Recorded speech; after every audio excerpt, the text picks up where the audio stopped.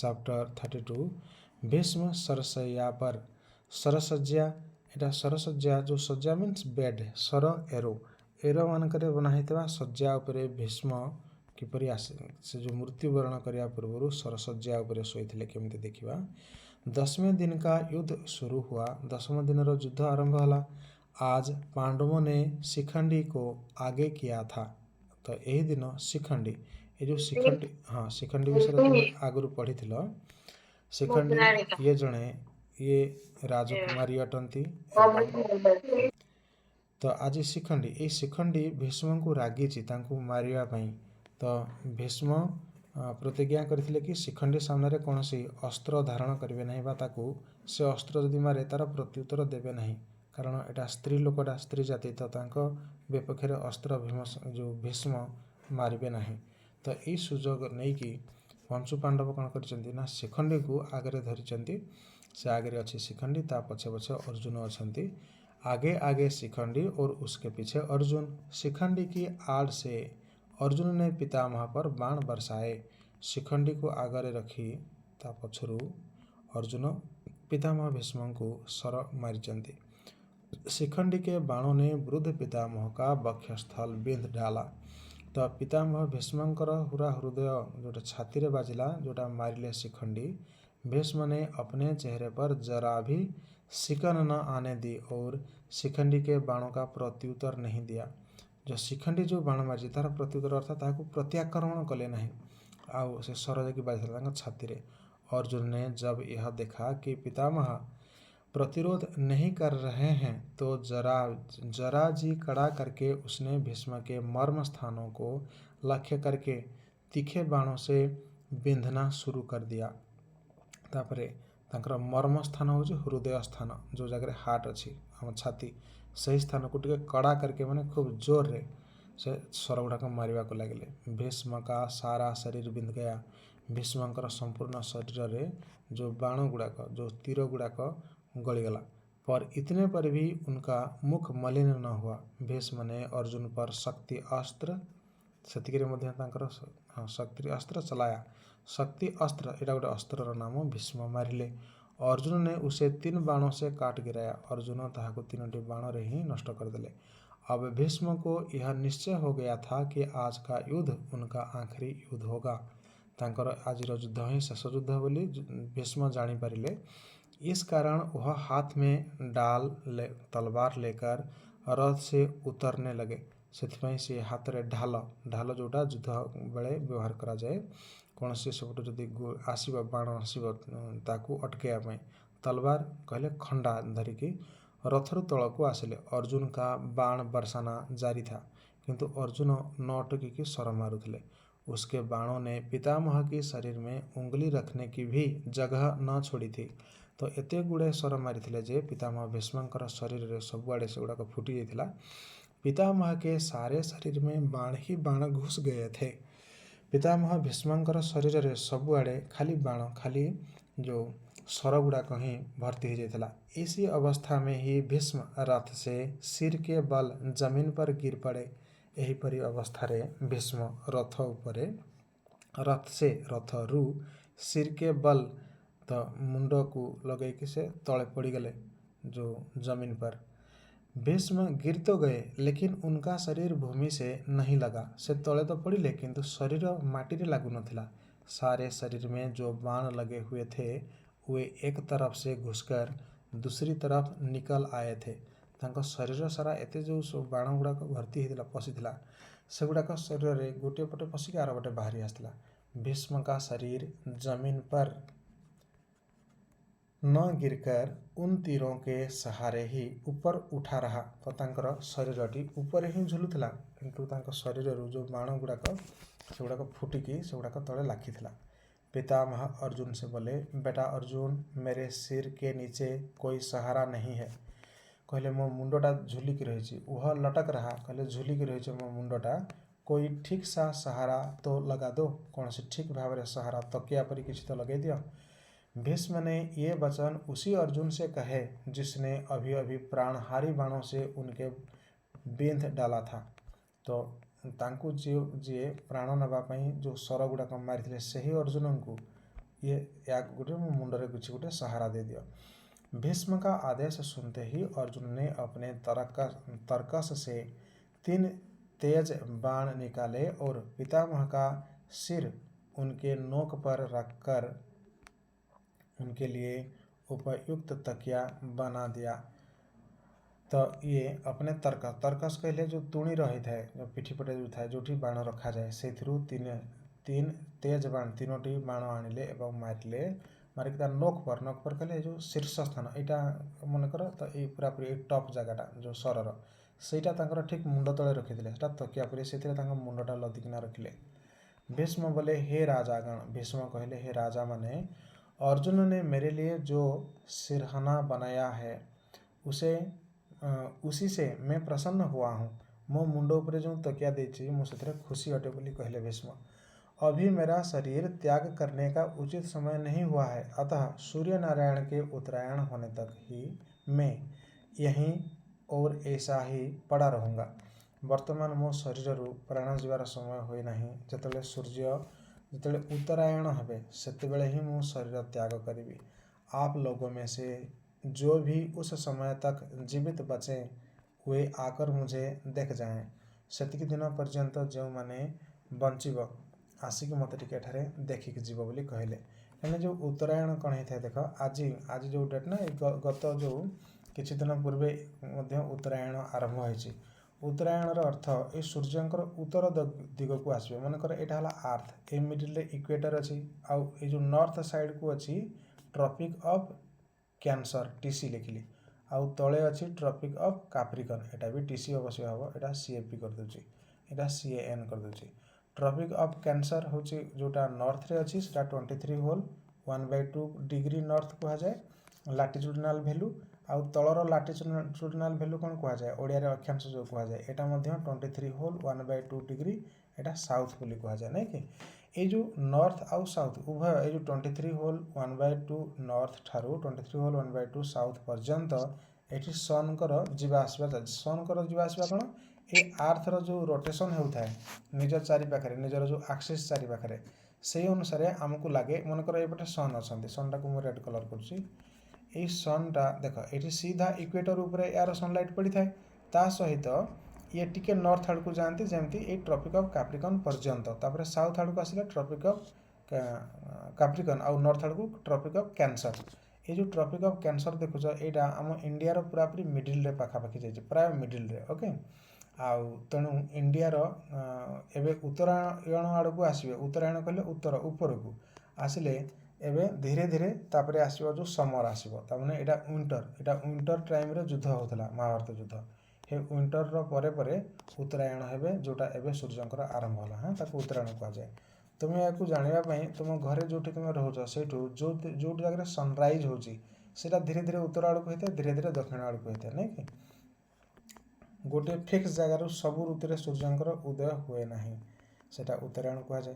तो सूर्यंकर उत्तरायण होगा पर्यंत मु मरबी मो शरीर यहीठारे पड़ी रहिबा बोली भीष्म पितामह कहले सब राजा मान को। तापरे इसके बाद पितामह ने अर्जुन से कहा बेटा मेरा सारा शरीर जल रहा है और प्यास लग रही है थोड़ा पानी तो पिलाओ।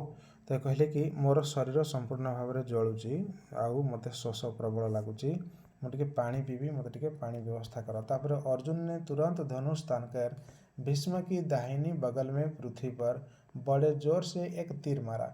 भीष्मंकर डाहाण पटरे माटी को गोटे तीर मारिले अर्जुन बाण पृथ्वी में घुसकर सीधा पाताल में जा लगा।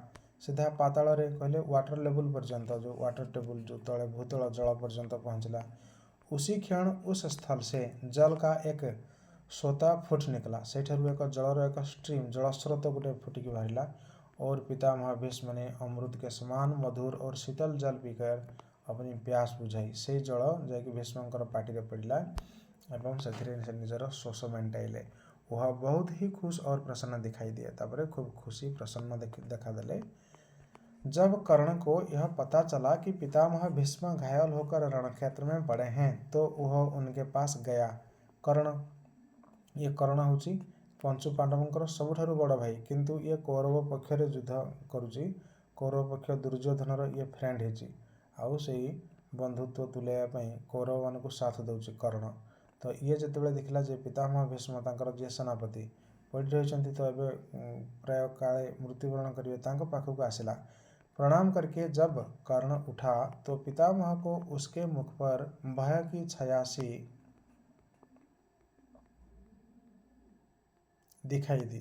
तो भीष्म जितेबाला देखले कि कर्ण प्रणाम कला, कर्णर मुहर टे भय परिकार से अनुमान कले, कारण पितामह भीष्म एवं टली पड़ी तो युद्ध केम चलो। यह देखकर भीष्म का दिल भर आया। यह देखिकी भीष्मकर हृदय टिके द्रवीभूत हो गला। शरीर पर लगे हुए बाणों से होने वाले कष्ट को दबाकर बोले, शरीर जो कष्ट होता ताकू टिके दबे कि कहले, बेटा तुम राधा के पुत्र नहीं कुंती के पुत्र हो। तो तुम्हें राधांकर पुओ नुह बर तुम्हें कुंतींकर अट। मैंने जो राधा ये पालिता माने ये लालन पालन करुले कर्ण को, आउ कर्ण को जन्म देते कुंती, जो कुंतींकर 5 पुओ पंचुपांडव अटंती।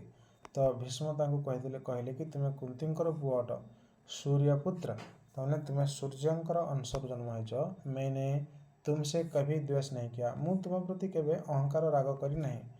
अकारण ही तुमने पांडवों से बैर रखा, तुम्हें अकारण कौन सी बिना कारण रे पंचुपांडवों तुम्हें विपक्ष हो शत्रुता रखुच। इसी कारण तुम्हारे प्रति मेरा मन मलिन हुआ। यही कारण रू जे तुम्हें पंचुपांडवंकर भाई है मध्य पंचुपांडवंकर विपक्ष रे अछ, मु तुम प्रति मो मन मलिन हला। तुम्हारी दान वीरता और शूरता में मैं भली भांति परिचित हूँ। तुम्हें जो दान कर और तुम्हें जो वीर अट से प्रति मु भल भाव जाने, इसमें कोई संदेह नहीं है। संदेह नहीं कि शूरता में तुम कृष्ण और अर्जुन की बराबरी कर सकते हो। एथिरे कौन सी संदेह नहीं कि तुम्हें जो शूरता वीरता तुम्हें वीर तुम्हें कृष्ण अर्जुन सहित तुम्हें लड़ी पार से शक्ति अच्छी। तुम पांडव में ज्येष्ठ हो, पांडव मानकर तुम्हें बड़ भाई अट। माने ये युधिष्ठिर ये ज्येष्ठ अटंती बड़ अटंती कर्ण, कारण आग कर्णकर जन्म होता। इस कारण तुम्हारा कर्तव्य है कि तुम उनसे मित्रता कर लो। यही कारण तुम्हें पांडवों सहित मित्रता करिनियो। मेरी यही इच्छा है कि युद्ध में मेरे सेनापतित्व के साथ ही पांडवों के प्रति तुम्हारे वैरभाव का भी आज ही अंत हो जाए। मोर इच्छा अटे कि मु जो युद्ध करुली सेनापति है कि तांका विरोध रे एवं तुम्हें जो वैरभाव रखिल ताहार परिसमाप्ति आज हो जाऊ। यह सुनकर कर्ण बड़ा नम्रता के साथ बोला। यह सुनी कर्ण नम्रतार सहित कहला, पितामह मैं जानता हूँ कि मैं कुंती का पुत्र हूँ, मु जानी मु कुंतींकर पुओ, लेकिन यह भी मुझे मालूम है कि मैं सुतपुत्र नहीं हूँ। आहरी मध्य मुझे जानी सुतपुत्र, सुतपुत्र कहले जो राधांकर पुत्र मु नुहे। लेकिन यह बात मुझसे नहीं हो सकती है, किंतु मु एबे से काम हो पारिबो नहीं हो सकती कि अब मैं दुर्योधन का साथ छोड़ दूं और उनके शत्रुओं से जा मिलूं। मु एबे दुर्योधन साथी छाड़देवी एवं जाकि शत्रुओं सहित मिशीजी पांडवों सहित। मेरा कर्तव्य यही है कि मैं दुर्योधन के ही पक्ष में रहकर युद्ध करूं। मोर कर्तव्य यह हम कि मु दुर्योधन पक्ष में रही ही युद्ध करे। आप कृपया मुझे इस बात की अनुमति दें कि मैं दुर्योधन की तरफ से लड़ूं। आपण मते यही अनुमति दिंतु कि मु दुर्योधन पक्षरु ही लड़ाई करे। मैंने जो कुछ किया या कहा है उसमें जितने दोष हों उसके लिए मुझे क्षमा कर दें। मु जहाँ भी एवं आपण को कहली से जदि किसी दोष त्रुटि अच्छी मत क्षमा कर दिंतु। कर्ण का कथन भीष्म बड़े ध्यान से सुनते रहे। उसके बाद बोले, जो तुम्हारी इच्छा हो वही करो। तो ध्यानर सहित भीष्म शुणुते कहले, जहाँ तुम इच्छा ताहा कर बोली कहले। भीष्म पितामह से आशीष पाकर कर्ण बहुत प्रसन्न हुआ और रथ पर चढ़कर युद्ध क्षेत्र में जा पहुंचा। भीष्मंकर आशीर्वाद पाई कर्ण प्रसन्न हेले एवं रथरे बसी जाई युद्ध क्षेत्र में जाके पहुंचले। कर्ण को देखते ही दुर्योधन आनंद के मारे फूल उठा।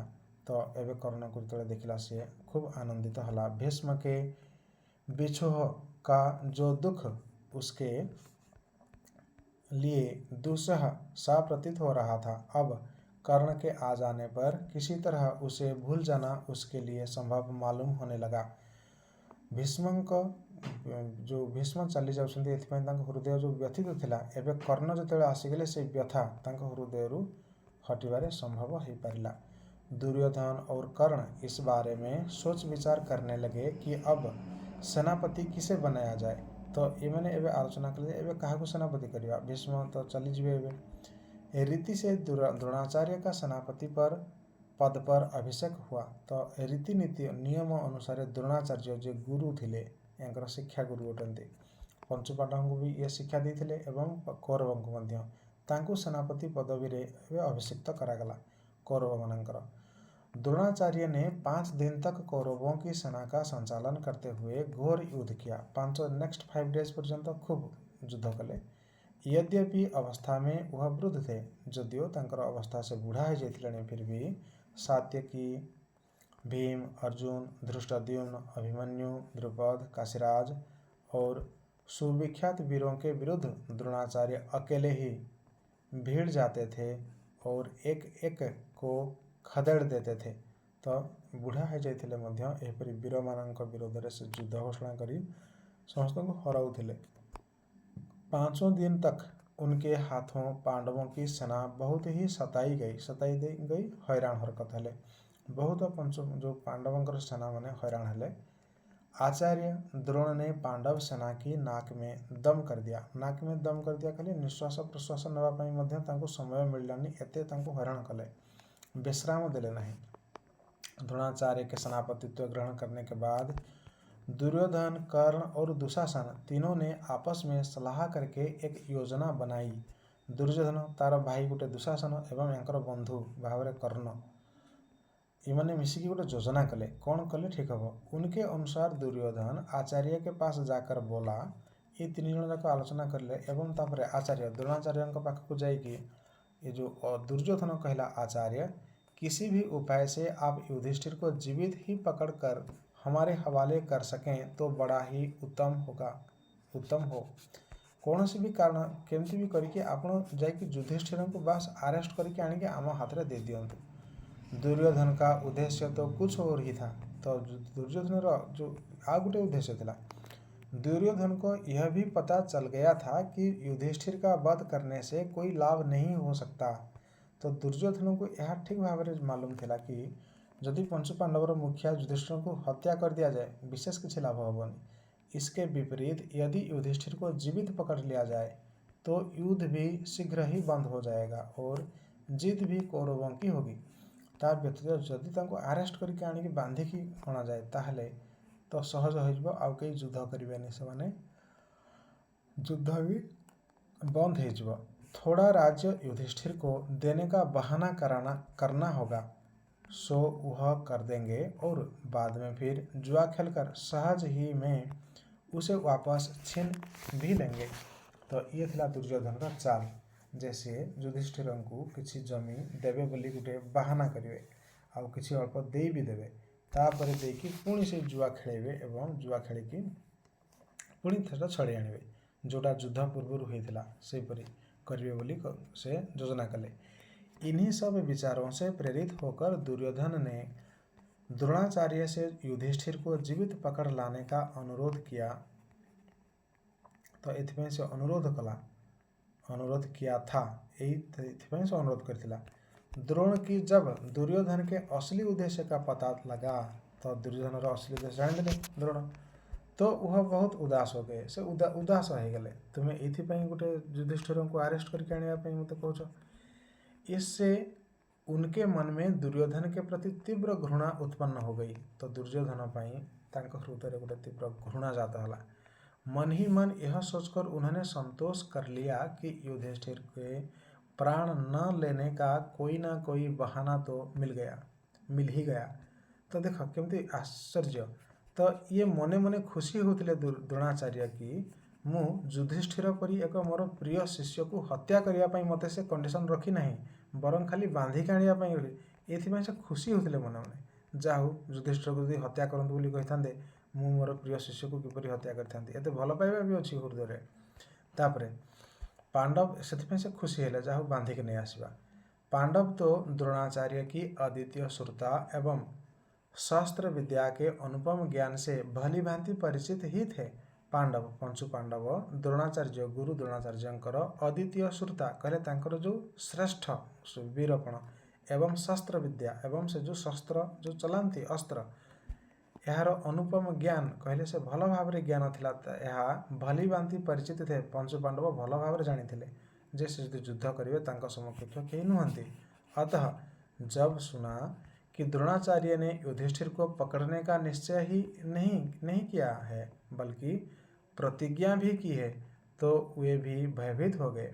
जितेबले से शुणिले कि पंचु पांडवंकर पटरू युधिष्ठिर को से आरेस्ट करके खाली नेबे निश्चय नुहे प्रतिज्ञा भी करिसंती। खाली वचन दे ना प्रतिज्ञा करिसंती युधिष्ठिर को बांधिकी नेबे। से भयभीत हो गले तो गुरुजी आसवे आम सहित युद्ध करेंगे आमठू छड़े ने युधिष्ठिर को। सबको यही चिंता रहने लगी कि किसी भी तरह युधिष्ठिर की रक्षा का पूरा पूरा प्रबंध किया जाए। किसी भी करके आम युधिष्ठिर को बचाया बोली से प्लानिंग कले माने ताकू जमती छड़े की न नियंती। द्रोण ने अपने सारथी को आज्ञा दी कि रथ को उस ओर ले चलो जिधर युधिष्ठिर युद्ध कर रहे हों। तो तांकर जो थिला जो रथ चालक ताको कहले कि सेठिक नहीं चलो जो जगह युधिष्ठिर अच्छा। युधिष्ठिर संभले इससे पहले ही द्रोणाचार्य वेग से उनके निकट जा पहुँचे। तो युधिष्ठिर ठीक ठाक प्रस्तुत होगा पूर्व ही सेठारे द्रोणाचार्य पहुँची गले। धृष्टद्युम्न ने 1000 चेष्टा की परंतु वह द्रोण को नहीं रोक सका। धृष्टद्युम्न 1000 चेष्टा कले किंतु से अटके पारे नहीं द्रोण को। युधिष्ठिर पकड़े गए कि चल्लाहट से सारा कुरुक्षेत्र गुंज उठा। तो सबुआड़े समस्ते पार्टी करे लगे ना युधिष्ठिर अरेस्ट हो गए। इतने ही में एकाएक न जाने कहाँ से अर्जुन उधर का पहुँचा। ठीक इस समय अर्जुन क्यों थे कि हठात पहुँचले और अर्जुन के गांडीव से बाणों की ऐसी अविरल बौछार छूट रही थी कि कोई देख ही नहीं पाता था कि कब बाण धनुष पर चढ़ते और कब छूटते थे। तो अर्जुन एते जोर गांडीव तांकर जो धनुर नाम से एते जोर से स्वर गुड़ाक मारुले जे ताहा केतेबेले जाकि धनुरे चढ़ुला केतेबेले बाहरुला देखिपार नथिले। कुरुक्षेत्र का आकाश बाणों से भर गया। इस कारण सारे मैदान में अंधकार सा छा गया। तो संपूर्ण युद्ध क्षेत्र में बाण गुड़ाक घेरीगला। अर्जुन के हमले के कारण द्रोणाचार्य को पीछे हटना पड़ा। युधिष्ठिर को जीवित पकड़ने का उनका प्रयत्न विफल हो गया और संध्या होते होते उस दिन का युद्ध भी बंद हो गया। तो से जो अरेस्ट करिया तंकर आशा धड़िसात हो गला। तो संध्या हो गला। कौरव सेना में भय छा गया। कौरव सेना डर गले। पांडव सेना की वीर शान से अपने अपने शिविर को लौट चले। तो से समस्त निज निजर फेरीगले जो विश्राम नियंती। सैन्य समूह के पीछे पीछे चलते हुए कृष्ण और अर्जुन अपने शिविर में जा पहुँचे। इस प्रकार 11वें दिन का युद्ध समाप्त हुआ। ताहले सैन्य मान सहित पछे पछे कृष्ण अर्जुन गले एवं यहीपरि भाव 12 दिन 11th सरी 11वें दिन युद्ध एमती भाव शेष होता।